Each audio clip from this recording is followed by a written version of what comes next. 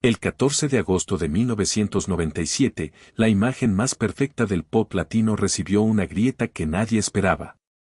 Chayanne, el hombre que millones de mujeres veían como el novio imposible, el esposo imaginario, el galán limpio que parecía no pertenecerle a nadie, tuvo que aceptar algo que la industria había intentado mantener bajo llave durante 5 años.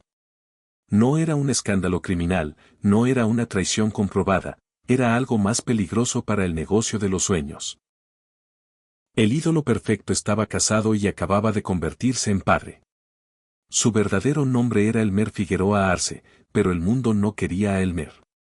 El mundo quería a Chayanne, el de la sonrisa impecable, el de los pasos exactos, el de los estadios llenos. El hombre que debía cantar al amor sin mostrar jamás a la mujer que realmente amaba. Piensa en eso un momento. Durante años, mientras el público gritaba su nombre, mientras las cámaras perseguían cada gesto, mientras la industria vendía la fantasía de un hombre disponible para todas, en algún lugar lejos del ruido estaba Marilisa Maronese, la abogada venezolana, es reina de belleza, la mujer que no apareció en portadas, no dio entrevistas explosivas y no convirtió su matrimonio en espectáculo. Hoy vas a descubrir 4 cosas que cambian la manera de mirar esta historia. Primero, la noche de 1988 en Miss Venezuela, cuando Chayanne vio a Marilisa por primera vez y el hombre detrás del ídolo empezó a buscar una salida. Segundo, el matrimonio secreto de 1992. Una boda sin flashes, sin exclusivas, sin aplausos, escondida como si amar fuera una amenaza. Tercero, el nacimiento de Lorenzo en 1997, el día en que la verdad ya no pudo seguir enterrada. Y cuarto, el precio que Marilisa pagó durante más de 3 décadas por proteger una familia dentro de una industria que devora todo lo que toca. Te voy a avisar cuando llegue cada una, pero antes guarda esta frase, Chayanne era de todos, Elmer era de ella. Todo comenzó lejos de los estadios, lejos de los gritos, lejos de las portadas donde después lo venderían como si fuera un sueño sin dueño. San Lorenzo, Puerto Rico, 28 de junio de 1968. Una isla caliente, verde, musical, donde las tardes olían a lluvia sobre cemento y las radios sonaban en las casas como si cada familia necesitara una canción para sobrevivir. Allí nació Elmer Figueroa Arce, en una familia trabajadora, con una madre maestra, Irma Luz Arce, y un padre dedicado a las ventas, Quintino Figueroa. No nació con reflectores encima, no nació con guardaespaldas, no nació con ese nombre que después haría temblar auditorios enteros. Chayanne todavía no existía, era solo un niño inquieto, observador, con esa energía que parecía no caberle en el cuerpo. Su madre fue quien le dio el apodo que cambiaría todo, inspirado en aquella serie estadounidense llamada Cheyenne. Un nombre tomado casi como un juego familiar, sin imaginar que años después ese sonido dejaría de ser un apodo y se convertiría en una marca, en una fantasía, en una jaula dorada. Guarda este detalle. Antes de que el mundo lo llamara Chayanne, alguien en su casa lo llamó así con ternura. La industria, años después, tomaría esa ternura y la convertiría en producto. En 1978, cuando apenas era un niño, entró a Los Chicos, un grupo juvenil diseñado para encender la fiebre de las adolescentes, para vender discos, pósters, sonrisas, coreografías, ilusiones. Eran muchachos lanzados a un huracán antes de entender del todo lo que significaba estar dentro. Viajes, cámaras, ensayos, programas de televisión, gritos en los aeropuertos, niñas llorando detrás de las vallas como si hubieran visto aparecer a alguien que no pertenecía a este mundo. Y Elmer aprendió rápido. Aprendió cuándo sonreír, cuándo mirar a la cámara, cuándo moverse, cuándo callar. Porque en el espectáculo, desde muy temprano, le enseñan a un artista que su cuerpo ya no le pertenece por completo. Su sonrisa tiene dueño, su cansancio se esconde, su tristeza se maquilla, su vida privada se convierte en territorio peligroso. Cuando Los Chicos quedaron atrás, empezó la verdadera construcción del mito. Ahí apareció Gustavo Sánchez, el hombre que entendió algo brutal antes que muchos otros. Para convertir a Chayanne en un fenómeno continental no bastaba con cantar bien, no bastaba con bailar, no bastaba con tener carisma. Había que fabricar un hombre imposible, un novio eterno, un cuerpo que se moviera como fuego, pero una vida personal cubierta por hielo. En 1984 llegó Chayanne, Es mi nombre. En 1986, Sangre Latina. Discos, televisión, escenarios, campañas, entrevistas. Cada paso era calculado, cada movimiento parecía espontáneo, pero detrás había una maquinaria vigilando que nada rompiera la ilusión. El cabello perfecto, la camisa abierta en el punto exacto, la sonrisa limpia, la mirada cercana pero inalcanzable. El muchacho tenía que parecer disponible para todas, aunque en realidad cada día estuviera menos disponible para sí mismo. Piensa en eso un momento. Mientras más lo amaban, menos espacio tenía el Mer para existir. Los hoteles de lujo no siempre son libertad. A veces son cárceles con alfombra. Los camerinos llenos de flores pueden oler a soledad. Los estadios repletos pueden dejar a un hombre más vacío cuando se apagan las luces. Y Chayanne, el producto perfecto, tenía una regla no escrita sobre la cabeza. No podía tener grietas, no podía tener escándalos, no podía pertenecerle a una mujer real, porque la industria necesitaba que siguiera perteneciendo a millones de fantasías. Pero la vida siempre encuentra la forma de entrar por una rendija. 1988, concurso Miss Venezuela. Luces blancas, vestidos brillantes, cámaras buscando el rostro más hermoso de la noche. Chayanne llega como artista invitado, ya convertido en una figura deseada, vigilada, administrada. Y entre tantas mujeres entrenadas para sonreír ante el jurado, aparece Marina Marilisa Marones Pivetta, representante portuguesa, estudiante de Derecho, hija de una familia de raíces italianas. Una mujer que no parecía necesitar el mundo de él para tener valor propio. No ganó la corona principal, pero ganó algo mucho más peligroso para la industria, la mirada de Elmer. Marilisa no era solo belleza, era otra clase de refugio. Tenía disciplina, inteligencia, una vida fuera del espectáculo, una calma que contrastaba con el ruido que rodeaba a Chayanne. Y ahí empezó el problema, porque por primera vez el ídolo que debía ser de todos encontró a alguien ante quien podía dejar de actuar. Chayanne era de todos, Elmer empezaba a ser de ella. Durante años, la historia de amor entre Chayanne y Marilisa Maronés no fue una historia de alfombra roja, fue una operación de silencio. Una de esas verdades que todos los cercanos conocen pero nadie toca en público porque basta una palabra mal puesta para derrumbar millones de dólares en fantasía. Después de aquella noche de 1988 en Miss Venezuela, la vida de Elmer Figueroa empezó a dividirse en dos. De un lado estaba Chayanne, el producto perfecto, el hombre que llenaba teatros, sonreía en entrevistas y hacía creer a millones de fanáticas que seguía libre. Disponible, intacto. Del otro lado estaba Elmer, el hombre cansado de hoteles, de aviones, de camerinos, de aplausos que terminaban en habitaciones vacías. Y en medio de esa grieta apareció Marilisa, no como escándalo, no como capricho, como refugio. Pero en el mundo del espectáculo, un refugio puede convertirse en amenaza. La industria no veía a Marilisa como una mujer, la veía como un riesgo. Una abogada venezolana, es reina de belleza, con inteligencia, presencia y una vida propia, podía ser el final de la fantasía que tantos estaban vendiendo. Porque si Chayanne tenía una mujer real, entonces dejaba de ser ese sueño colectivo que cada fan podía imaginar como suyo. Y eso, para los empresarios, para los promotores, para los que contaban boletos, discos y contratos, era peligroso. Guarda este detalle. No había delito, no había traición, no había una vida oscura que esconder. Lo que se escondía era amor. Y eso revela algo mucho más cruel sobre la fama. A veces, para que un ídolo siga brillando, la industria le exige apagar la luz de su propia casa. Los encuentros entre Chayanne y Merelis, según las versiones que rodearon esa etapa, no podían parecer una relación normal. No podían caminar como cualquier pareja, no podían regalarse una tarde común sin mirar por encima del hombro. Había aeropuertos, pasillos de hoteles, llamadas cuidadosas, agendas imposibles, entradas discretas, salidas calculadas.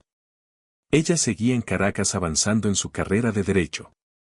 Él seguía cruzando países cantando sobre amores intensos mientras el amor más real de su vida debía quedarse fuera del escenario. Piensa en eso un momento. Cada vez que él cantaba frente a miles de personas había una mujer que no podía ser nombrada. Cada vez que una revista lo presentaba como el galán perfecto había una verdad esperando detrás de una puerta cerrada. Cada vez que el público gritaba su nombre, Elmer tenía que recordar que su vida privada ya no le pertenecía del todo. Y entonces llegó 1992. Ese año, Elmer Figueroa Arce y Marilisa Maronese se casaron. No hubo portada vendida a una revista, no hubo cámaras persiguiendo el vestido. No hubo transmisión especial.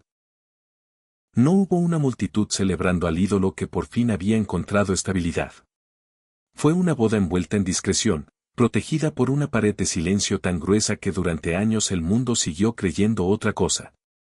Chayanne, el hombre que ya tenía esposa, continuó siendo presentado como si siguiera soltero. Ahí empieza la parte más dura de esta historia. Porque no se trataba solo de no hablar, se trataba de sostener dos vidas al mismo tiempo. El escenario decía una cosa, la casa decía otra. La prensa miraba al personaje, Marilisa conocía al hombre. Las fanáticas soñaban con Chayanne, ella convivía con Elmer. De 1992 a 1997, esa doble existencia se mantuvo como una cuerda tensa. 5 años. 5 años en los que una esposa real tuvo que aceptar ser una sombra para que el ídolo no perdiera su brillo comercial. 5 años en los que el matrimonio existía legal y emocionalmente, pero no como parte del relato público. 5 años en los que la palabra esposo era demasiado peligrosa para pronunciarse frente a las cámaras. Y aquí viene lo que cambia todo. Ningún secreto puede ganarle para siempre a la vida. En 1997, Marilisa quedó embarazada. La verdad ya no podía esconderse en una llamada, ni en un pasillo, ni en una casa privada de Miami. El cuerpo de una familia empezaba a hacerse visible. El silencio, que durante años había servido como escudo, empezó a convertirse en una pared imposible de sostener. El 14 de agosto de 1997 nació Lorenzo Valentino Figueroa, y con ese nacimiento no solo llegó un hijo, llegó el momento que la industria más temía. Chayanne tuvo que aceptar ante el mundo que no era solo el galán perfecto de las canciones, era esposo, era padre, era un hombre con una vida que no cabía dentro del póster que habían fabricado para venderlo. La revelación sacudió a sus fanáticas, pero no lo destruyó, porque tal vez el público entendió algo que la industria no quiso entender durante años, que detrás del ídolo había un ser humano, que detrás de la sonrisa había una familia, que detrás del silencio no siempre hay vergüenza, a veces hay protección. Chayanne era de todos, pero Elmer, desde hacía años, ya era de ella. Cuando la verdad salió a la luz en 1997, muchos pensaron que Marilisa Maronese por fin iba a aparecer, que la mujer escondida durante años detrás del mito iba a ocupar el lugar que le correspondía, que vendrían las portadas, las entrevistas, las fotografías familiares, los programas especiales, los titulares diciendo que el ídolo perfecto ya tenía dueña. Pero no pasó eso. Marilisa hizo algo mucho más difícil, se quedó en silencio. Y ese silencio, para muchos, pareció ausencia, pareció debilidad, pareció resignación. Pero no lo era. Era estrategia, era protección, era una forma de levantar una muralla alrededor de lo único que la fama todavía no había devorado. Porque después del nacimiento de Lorenzo, después de que el mundo supo que Chayanne no era solo el galán de las canciones, sino también esposo y padre, Marilisa entendió algo que pocas mujeres del espectáculo entienden a tiempo. Si salía demasiado a la luz también podía quemarla. Piensa en eso un momento. Ella no era una mujer sin historia, no era una sombra nacida para vivir detrás de un hombre famoso. Marilisa había nacido en Caracas el 25 de abril de 1966, en una ciudad donde la belleza podía convertirse en destino y la ambición podía abrir puertas enormes. Tenía raíces italianas, presencia, educación, elegancia. En 1988 había competido en Miss Venezuela representando a Portuguesa. No ganó la corona principal, pero obtuvo reconocimientos como Miss Fotogénica y Miss Latina. Tenía rostro para las portadas, tenía disciplina para la televisión, tenía formación como abogada, tenía, en pocas palabras, todos los elementos para construir su propio nombre. Pero eligió no hacerlo. Y aquí está lo que casi nadie entiende: Marilisa no desapareció porque no importara. Desapareció porque importaba demasiado. En una industria obsesionada con vender a Chayanne como el hombre perfecto, ella era la prueba viva de que el sueño tenía una puerta cerrada. Si hablaba, la iban a diseccionar. Si sonreía junto a él, la iban a comparar. Si se equivocaba en un gesto, lo convertirían en crisis. Si se mostraba demasiado segura, dirían que quería fama. Si se mostraba demasiado callada, dirían que estaba sometida. No había salida limpia para la esposa real del hombre imaginario de millones de mujeres. Así que Marilisa hizo de la discreción una armadura. Durante años evitó entrevistas, evitó las portadas, evitó convertir su matrimonio en espectáculo. No salió a competir con las fanáticas. No intentó explicarles por qué Chayanne la había elegido a ella. No se sentó frente a cámaras a defender su lugar. No transformó su apellido en negocio. En un mundo donde tantos usan la fama ajena como escalera, ella hizo lo contrario: bajó los escalones. Cerró la puerta, eligió la casa, y esa casa, aunque pocos la vieran, era el verdadero centro de gravedad del ídolo. Mientras Chayanne viajaba de país en país, mientras los estadios gritaban su nombre y los hoteles cambiaban como escenarios de una misma soledad, Merely sostenía la parte que no podía aparecer en los videoclips: la rutina, los hijos, las decisiones pequeñas, la calma después del ruido, el desayuno que no sale en revistas, la conversación que no necesita aplausos. La vida real esa que parece simple, pero es la única capaz de salvar a un hombre cuando la fama intenta convencerlo de que ya no es humano. El 10 de octubre de 2000 nació Isadora Sofía, y con ella la familia dejó de ser una verdad recién revelada para convertirse en una responsabilidad aún más profunda. Ya no se trataba solo de proteger un matrimonio, había que proteger dos infancias. Dos nombres, dos vidas que podían haber sido convertidas en mercancía por la curiosidad de la prensa. Marilisa entendió que la mejor manera de amar a un hombre tan observado era no permitir que todos entraran a mirar cómo lo amaba. Guarda esta frase: a veces la mujer más importante en la vida de un ídolo no es la que más aparece, sino la que logra que él siga siendo una persona cuando todos quieren convertirlo en estatua. Pero ningún muro es perfecto. Ninguna puerta cerrada detiene para siempre a una industria hambrienta. Y muy pronto, esa familia que había sobrevivido al secreto tendría que enfrentar algo peor que el silencio: los rumores, las cámaras y una ciudad dispuesta a probar si el amor de Chayanne era tan fuerte como su sonrisa. En 2001, la muralla que Elmer y Marilisa habían construido durante años tuvo que salir de Miami y cruzar el continente. Ya no era suficiente cerrar una puerta, apagar un teléfono o evitar una portada. Esta vez la amenaza no llegó desde una revista curiosa ni desde una fan herida por descubrir que su ídolo tenía esposa. Llegó disfrazada de oportunidad profesional. Llegó con cámaras, contratos, libretos, horarios imposibles y una ciudad entera lista para mirar por la cerradura. Buenos Aires. Chayanne ya no era solo un cantante, era una marca continental. Había vendido millones de discos, llenado estadios, conquistado la televisión y sobrevivido al golpe de 1997 sin que su carrera se derrumbara. El público había aceptado que el galán perfecto era esposo y padre, pero la prensa no siempre acepta la paz. A veces la paz le parece aburrida. A veces una familia estable le resulta demasiado limpia para vender titulares.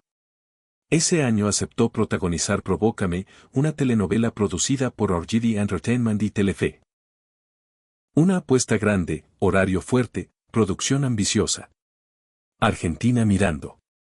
Chayanne interpretaba a Pedro Balmaceda, rodeado de figuras como Araceli González y Romina Yan. Pero lo más delicado no estaba en el guión. Lo más delicado estaba fuera del set, porque Chayanne no llegó solo. Llevó a su familia.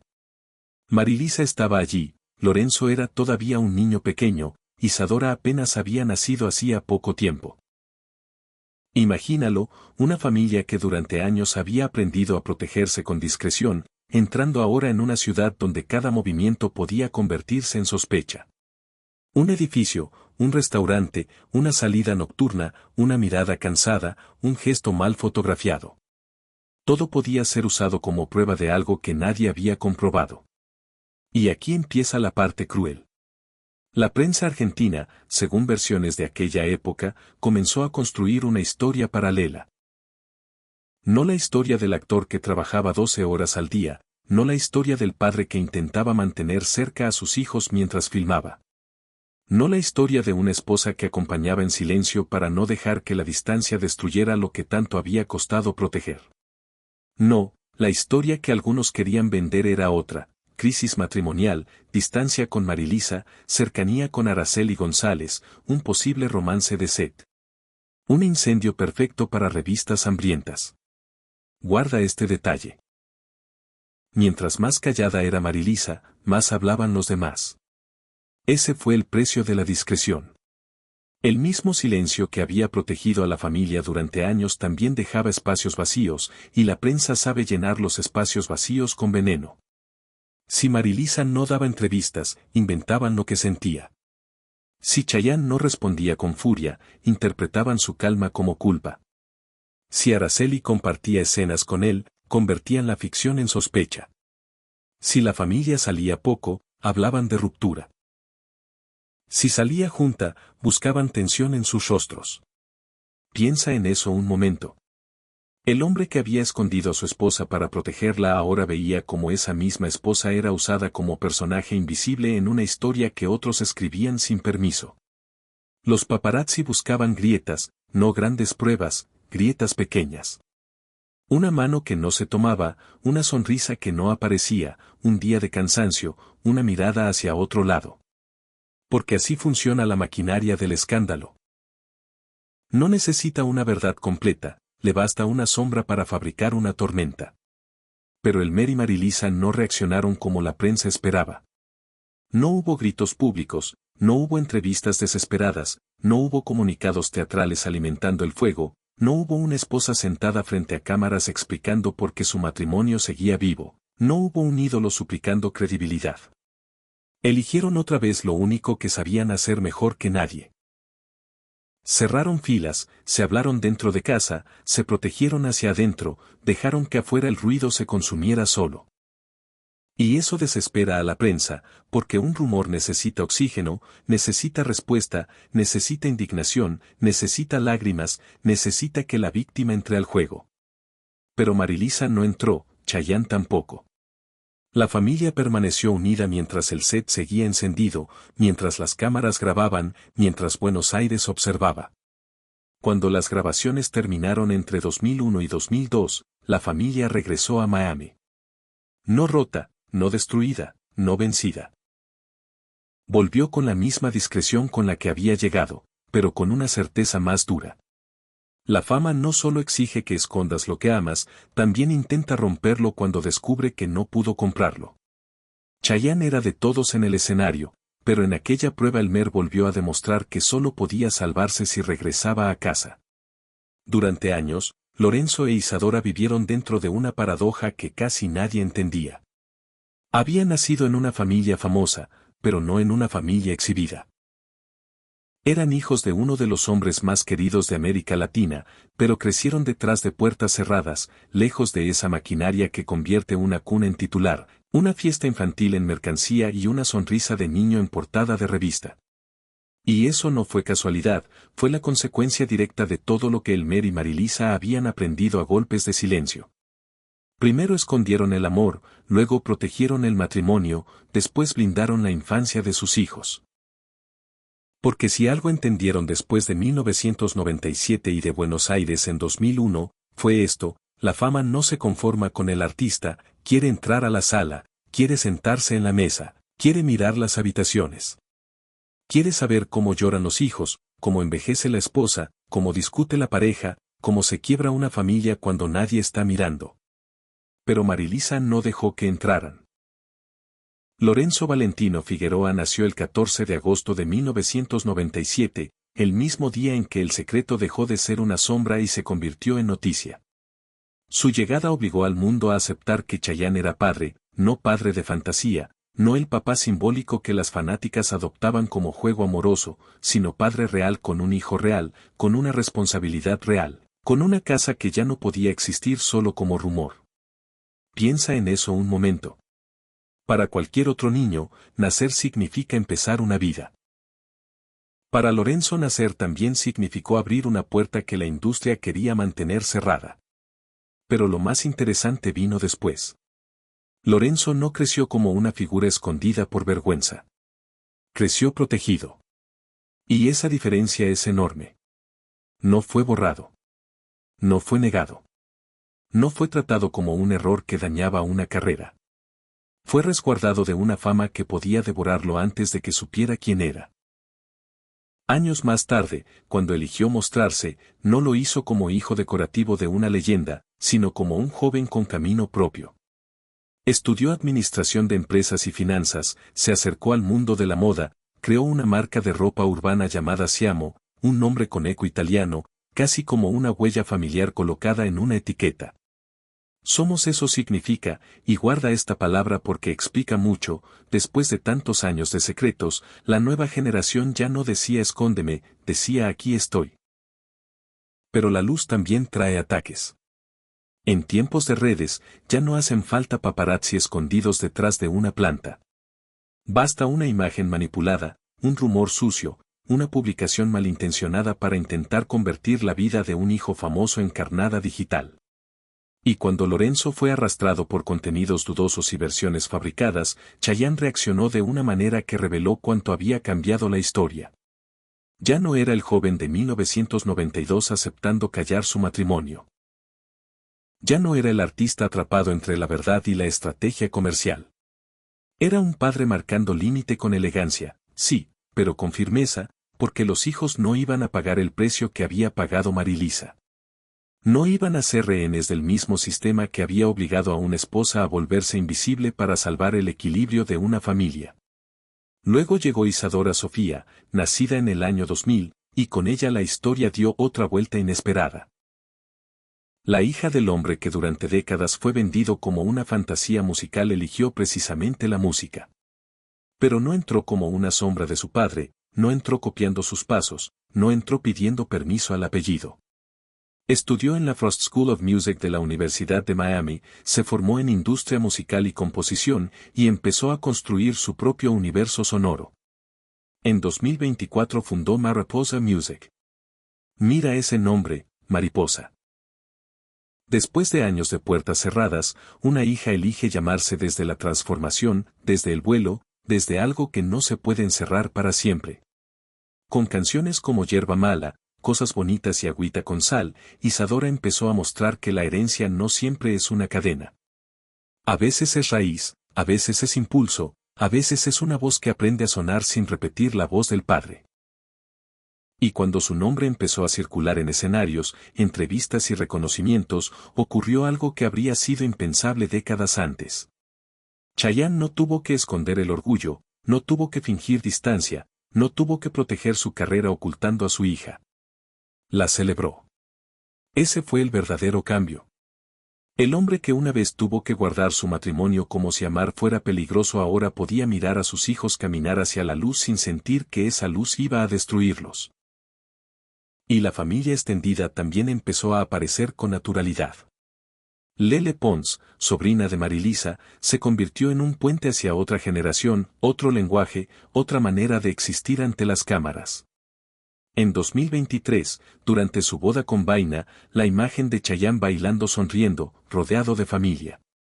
Pareció cerrar un círculo que había comenzado en secreto muchos años antes.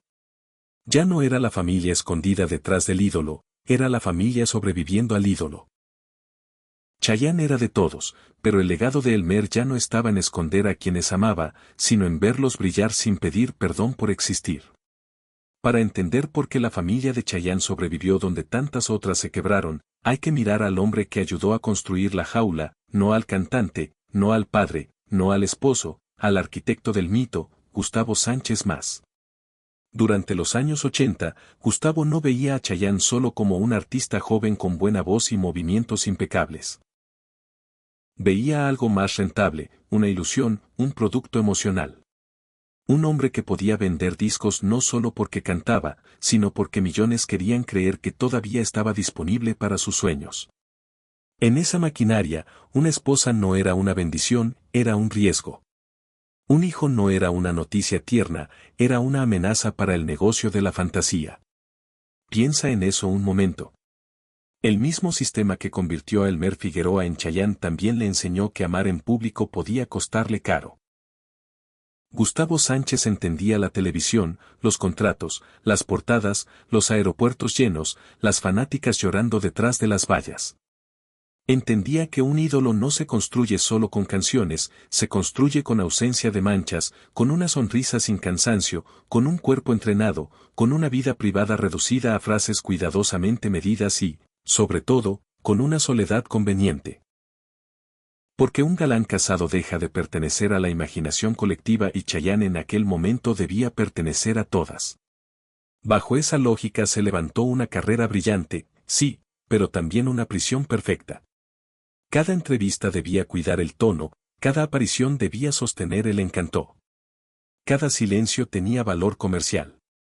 Y cuando Marilisa apareció en la vida de Elmer, el dilema se volvió inevitable. El hombre necesitaba un refugio. La marca necesitaba un vacío. Guarda este detalle. A veces los grandes éxitos no se construyen solo con aplausos, también se construyen con cosas que alguien tuvo que esconder. La relación entre Chayanne y Gustavo no duró para siempre. Hacia finales de los años 90, sus caminos se separaron, y no es un detalle menor. Fue precisamente la etapa en la que Elmer empezó a reclamar con más fuerza su derecho a ser esposo, a ser padre, a no vivir completamente secuestrado por el personaje. El secreto de 1992 ya había pesado demasiado. La llegada de Lorenzo en 1997 había abierto la puerta y la familia lentamente empezaba a ocupar el lugar que la industria le había negado. Pero el destino de Gustavo tomó otro rumbo. El 31 de octubre de 2012, en Miami, el hombre que había sabido mover piezas dentro del tablero más feroz del espectáculo murió de un infarto. Tenía 54 años. Según reportes de aquella época, estaba atravesando días duros por la salud de su madre. Había escrito mensajes cargados de cansancio, de preocupación, de una sombra emocional que ya no tenía nada que ver con los reflectores. Y entonces, de pronto, la vida se apagó. Ahora imagina esta escena, un hombre que había conocido el poder detrás del escenario, un hombre que había negociado fama, imagen, presencia, deseo. Un hombre que entendía cómo fabricar ídolos para multitudes y aún así, al final, enfrentando la fragilidad más humana.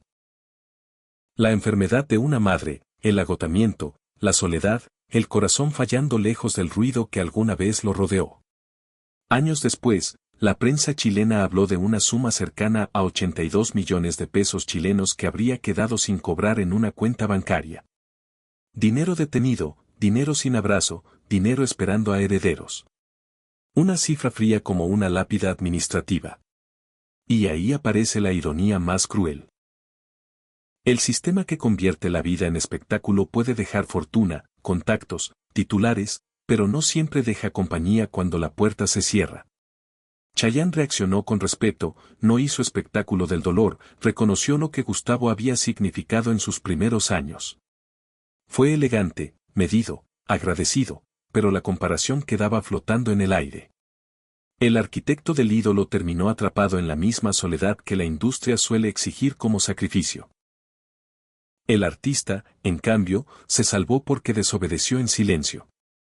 Se casó, protegió a Marilisa, tuvo hijos, cerró la puerta de su casa, y aunque el mundo siguió gritando Chayanne, Elmer encontró una forma de no perderse por completo. Porque la fama puede fabricar un hombre inmortal, pero solo el amor verdadero puede devolverle un cuerpo, una mesa, una familia y un lugar al cual regresar. Hoy, después de más de 3 décadas, la historia de Chayanne y Marilisa no se entiende mirando solo las canciones, los discos vendidos o los estadios llenos. Se entiende mirando una puerta cerrada, una casa en Miami, una mesa familiar donde el personaje no tenía permiso de sentarse, porque ahí está el verdadero secreto que la industria nunca pudo controlar. El mundo conoció a Chayanne como el hombre perfecto, el que bailaba sin fallar, el que sonreía como si nunca hubiera tenido miedo, el que cantaba al amor con una seguridad capaz de hacer creer a millones que cada verso era para ellas. Pero detrás de ese nombre había otro hombre, Elmer Figueroa. Wilmer sabía algo que muchos artistas descubren demasiado tarde: si dejas que la fama entre hasta la cocina de tu casa, un día despiertas y ya no tienes casa, solo tienes público. Por eso escondió, por eso cayó, por eso protegió. No porque Marilisa fuera una vergüenza, no porque el amor fuera falso, no porque hubiera una traición que borrar. La ocultó porque era demasiado importante para entregarla al mismo sistema que convertía cada gesto suyo en mercancía. La ocultó porque en los años 90 un ídolo casado podía perder esa fantasía absurda de pertenecerle a todas. La ocultó porque entendió que hay tesoros que no sobreviven cuando se exhiben demasiado. Piensa en eso un momento. Marilisa pudo haber usado su lugar para convertirse en celebridad. Tenía belleza, tenía historia, tenía formación. Tenía apellido ligado a uno de los hombres más deseados del continente, pero eligió lo contrario. Eligió no competir con las fanáticas, no responder a los rumores, no convertir su matrimonio en portada, no vender la intimidad como prueba de amor. Su sacrificio fue más silencioso, pero también más brutal. Renunció al aplauso para que su familia pudiera respirar. Y quizá ahí está la diferencia entre una pareja que dura y una pareja que se consume. Chayanne y Marilisa no construyeron su matrimonio sobre la mirada de los demás, lo construyeron sobre comunicación, respeto y una frontera clara. Afuera estaba Chayanne, adentro estaba Elmer. Afuera estaban los gritos, adentro estaban los hijos. Afuera estaba la fantasía, adentro estaba la verdad. Lorenzo e Isadora crecieron dentro de esa verdad. No como trofeos para enseñar cuando convenía. No como accesorios de una marca. Como hijos protegidos hasta que pudieron elegir su propio camino. Y cuando llegó el momento, ya no tuvieron que vivir escondidos. Lorenzo creó su propio nombre. Isadora encontró su propia voz. La familia que antes parecía un riesgo para la carrera terminó convirtiéndose en el legado más limpio del artista. Guarda esta frase. La mayor victoria de Chayanne no fue vender más de 40 millones de discos, fue impedir que la fama le robara lo único que no se puede recuperar cuando se pierde, una familia real. Hoy muchos todavía preguntan por qué ocultó a su esposa tantos años. Tal vez la respuesta es más simple y más dolorosa de lo que parece. Porque el mundo quería poseer al ídolo, pero Elmer solo quería conservar a la mujer que lo mantenía humano. Chayanne era de todos, pero su vida, la verdadera, siempre tuvo nombre, casa y silencio. Gracias por quedarte hasta aquí y escuchar esta historia tras el telón. No olvides darle like, activar la campanita y suscribirte. También deja un comentario y comparte esta historia si crees que necesita ser escuchada. Hasta la próxima.